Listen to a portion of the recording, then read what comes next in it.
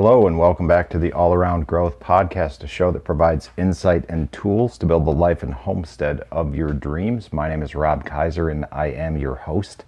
Today is Friday, February 4th, 2022, and this is episode number 278 of the show. And this morning we are recording from the home office because it's a snow day. And we're getting a little bit of a late start to the morning after shoveling snow around the barn and around the cabin for Mom and Dad. And I am very grateful to be in a position where I have the opportunity to do some work remotely. So I will get into that in a little bit. But first, we've got a podcast from home. And we will take a reading from 48 Days, or the Rudder of the Day, rather, by Dan Miller, author of 48 Days to the Work You Love. And before we dive into that, some background noise that may be heard will be Cody's prepping some lettuce and some other greens for market this weekend in the commercial kitchen, which is right next door to me. So while there may not be some road noise like there typically is, there may be some banging and some whirring of the salad spinner that you may hear a low. So there's a little bit of context in the background noise of the day. Anyways, Dan writes, Henry Ward Beecher said, "The first hour is the rudder of the day, the golden hour. Since I have discovered that principle, I have seen its truth confirmed in many ways. Be very careful how you start your morning. You are planting the seeds for what the day will hold. If you get up late, grab a cup of coffee and a Twinkie, rush to work fuming at the idiots in traffic, and drop down exhausted at your desk at 8:10, you will have set the tone for your day. Everything will seem like pressure and your best efforts will be greatly diluted. The importance of planting wholesome, life-enriching thoughts in our minds in that first hour of the day cannot be overemphasized. I never read the paper first thing in the morning, no matter how important it may seem to know the news. The news is filled with rape, murder, pestilence, and heartache, and that is not the input I want in my brain. Later in the day, I can scan the news for anything related to my areas of interest and quickly sort through what I need. But I carefully protect that first hour of the day, making sure that all input is positive, clean, pure, creative, and inspirational. These vignettes appeared originally in the 48 Days newsletter. Starting with 67 names, the list has grown to over 40,000 people who want to start their week with hope and positive inspiration that can bring out their very most productive and fulfilling potential in the workplace. I am confident the vignettes, the quotations, and the related biblical references and the application to your own life will enrich your daily walk as well. Enjoy the process as you laugh, cry, and learn from the life principles relayed in these stories. And remember this important thought: the first hour is the rudder of the day. And again, that was written by Dan Miller in Franklin, Tennessee at the time. Dan now lives in Florida, and this book has been a big part of my own, not necessarily golden hour, but my morning routine. And that's why I like to share it with you. I hope that this becomes a part of your routine, in part through this show. So without getting all into that, let's just dive into what we're going to read today. The next page, the last reading from this was I Was Shocked. That was a few episodes ago. And today the title of the show will be black crabs, be one and die. I don't know if this will be the title of the show, but it's the title of today's reading. So, black crabs, be one and die. Be careful who you allow to influence your thinking and actions. In the book Rich Dad, Poor Dad, Robert Kiyosaki tells the story of the Hawaiian black crabs. If you go down to the beach early in the morning, you can find black crabs. If you gather those crabs and put them in your bucket and continue walking on the beach, those crabs start thinking, we are bumping around in this little bucket, making a lot of noise, but going nowhere. Eventually, one crab looks up and thinks, there's a whole new world up there. If I could just get my foot up over the edge, I could get out, get my freedom, and see the world in my own way. So he stretches up, pushes a little, and sure enough, gets 1 foot over the edge. But just as he is about to tip the balance and go over the edge, a crab from the bottom of the bucket reaches up and pulls him back down. Instead of encouraging him and seeing how they could help each other get to freedom one by one, they pull anyone attempting back down into that confining bucket where death will come quickly. Unfortunately, that's not an uncommon picture of the world in which we live and work. Many of us live around a bunch of black crabs, ready to ridicule any new idea we have, and just as eager to pull us back down to their level of performance. Small thinkers find it much easier to tell you why something won't work than to help you find a solution. People who feel trapped and are struggling at a low level of success are seldom the ones who will cheer you on to a new endeavor. I have found that one of the key characteristics of successful people is that they hang around people who are already performing at the level at which they want to perform. Quote, an individual has not started living until he can rise above the narrow confines of individualistic concerns to the broader concerns of all humanity. Close quote. Martin Luther King.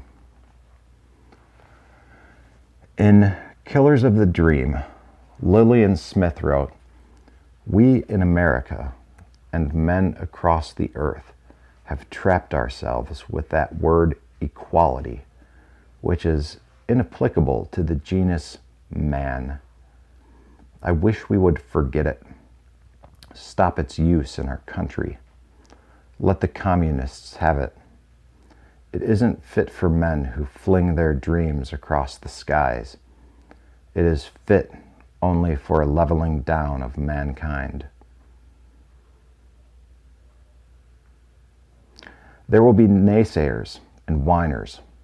Avoid them. Avoid the black crabs around you. Find winners and spend time with them. And before we ask ourselves the question that provides direction for today, we'll take a quote from the Bible. This comes from Proverbs chapter 22, verse 24 to 25. Don't make friends with an angry man, and don't be a companion of a hot-tempered man, or you will learn his ways and entangle yourself in a snare.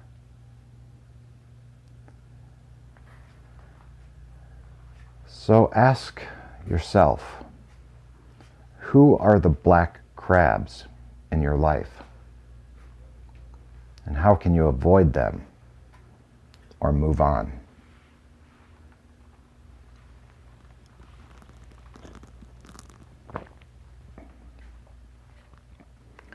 Yeah, who are the black crabs in your life? Who are the people holding you down? And maybe they're not directly holding you down, but they're people that have a negative attitude. They're people whose behaviors and opinions and thoughts directly impact your behaviors, opinions, and thoughts. And in turn, it becomes this toxic type of environment, but you don't really even know what's going on until it's too late. It doesn't necessarily have to be a literal person, a literal black crab pulling you down, but it could just be the way in which they are.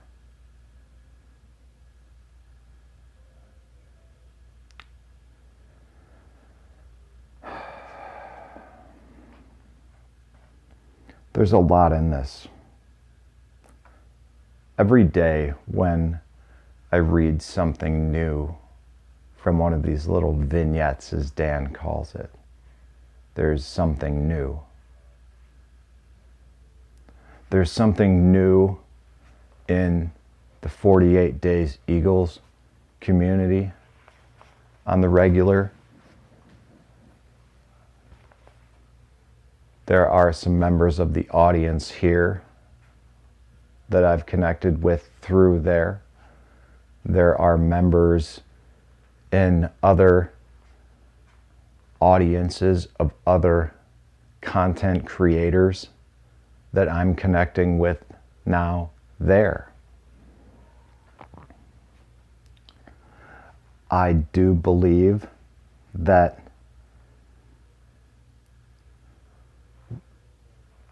this statement is very true.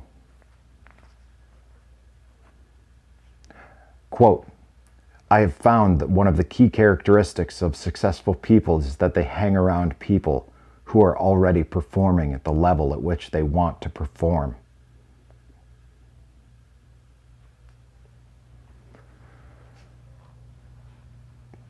I think it's Jim Rohn that is often quoted about you are the sum of the 5 people you spend the most time with. And I'm definitely paraphrasing that quote. But it's true. It's true.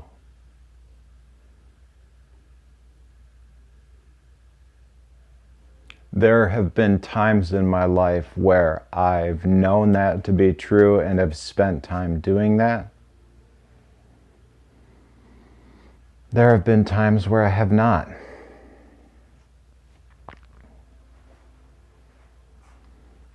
But this stood out to me also as I read this earlier, and I'd like to reread it again. In Killers of the Dream, Lillian Smith wrote, "We in America and men across the earth have trapped ourselves with that word equality, which is inapplicable to the genus man. I wish we would forget it.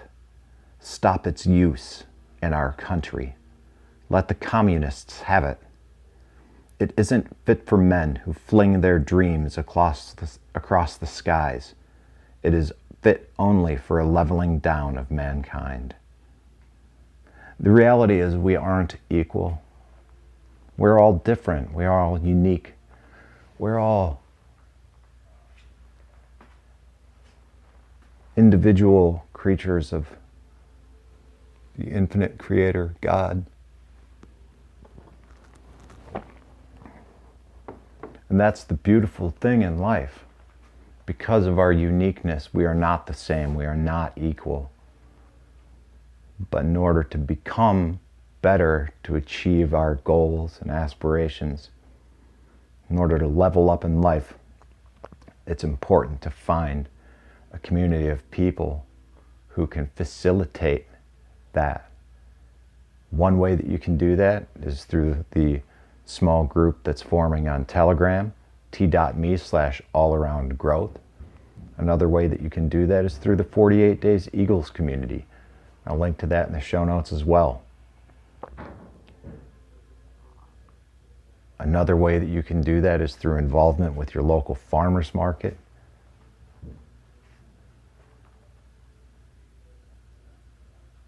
or anything that you want to learn, find people that are doing it and doing it better than you. Explain to them your situation, and you'll be surprised at how they will likely embrace you because they've been there and they've done that.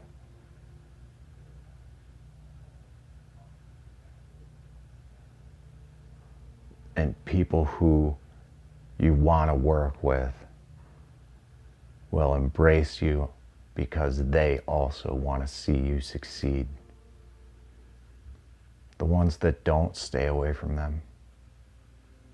Avoid them. And if you have to engage with them, try to minimize it.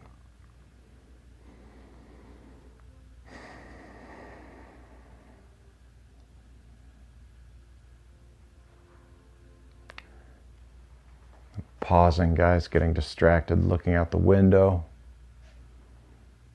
Some birds in the bushes. The snow is falling again. And I'm realizing that I need to wrap it up and log into my computer at work via Go to My PC. And it's dawned on me that I'm in a position where I'm here on the homestead, listening to our tenant farmer work in the background,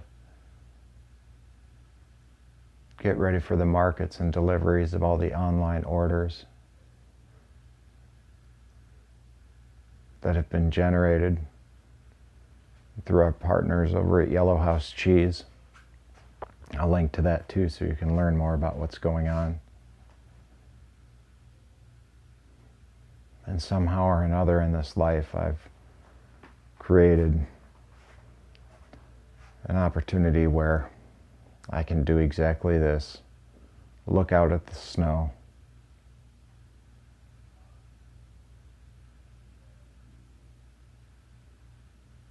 More often than not, work on my terms.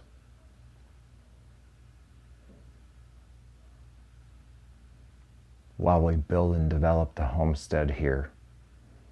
Slowly but surely, it's happening. And oftentimes it's frustrating because things don't happen as quickly as I want.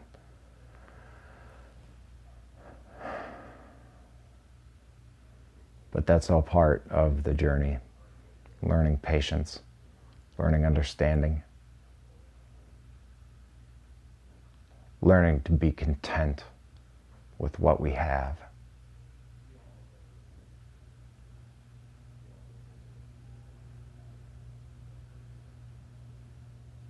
All that time spent seeking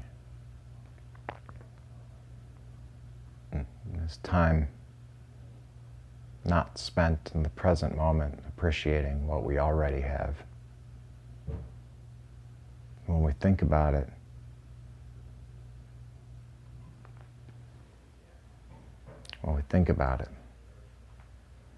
that's a lot.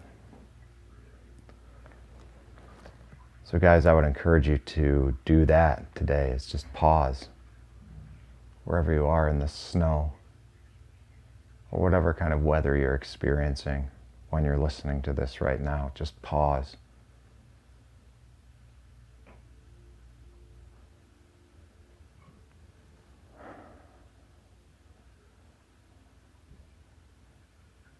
And remember,